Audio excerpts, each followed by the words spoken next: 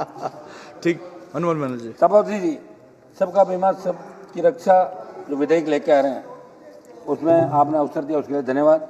सभापति जी, ये स्पष्ट करना चाहता हूँ कि हम बीमा विस्तार सामाजिक सुरक्षा और नागरिकों की वित्तीय सुरक्षा के विरोध में नहीं है और वास्तव में बीमा का दायरा बढ़ना आज के समय की आवश्यकता है।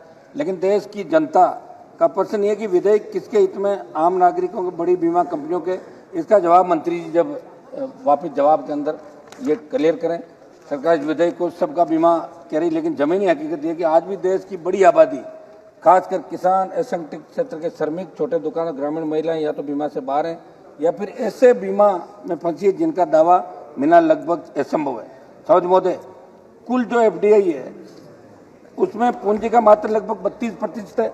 ऐसी स्थिति में सरकार द्वारा एफडीआई सीमा को 100% तक बढ़ाना और विदेशी पूंजी को भारत में पूर्ण स्वतंत्र देना पूरी तरह से तर्कहीन है। इस निर्णय के न केवल भारतीय अर्थव्यवस्था पर बल्कि भारतीय बीमा कंपनियों पर गंभीर दुष्परिणाम होंगे।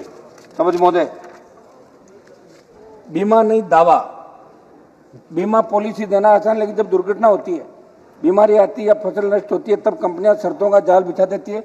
इस विधेयक में ये स्पष्ट उल्लेखित नहीं, इसलिए मेरी मंत्री जी से मांग है कि आप जब जवाब दे तो बताएं कि इस विधेयक के पारित होने के बाद दावों के निपटारे की समय सीमा क्या होगी, गलत तरीके से दावे खारिज करने कंपनियों पर क्या सजा होगी। सौद महोदय, अगर सबकी रक्षा सच में सरकार का उद्देश्य है तो सबसे पहले क्लेम सेटलमेंट को अधिकार बनाना होगा, ये मंत्री जी बताएं। निजीकरण और विदेशी पूंजी पर चिंता।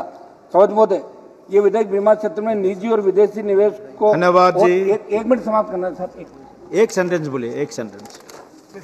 आसान बना। सवाल ये कि क्या इससे प्रीमियम सस्ता होगा या फिर मुनाफे के लिए गरीबों को बाहर कर दिया जाएगा। ये बात मैं इसलिए भी कह रहा हूँ कि बीमा कोई साधारण व्यापार नहीं है, सार्वजनिक भरोसे का क्षेत्र है।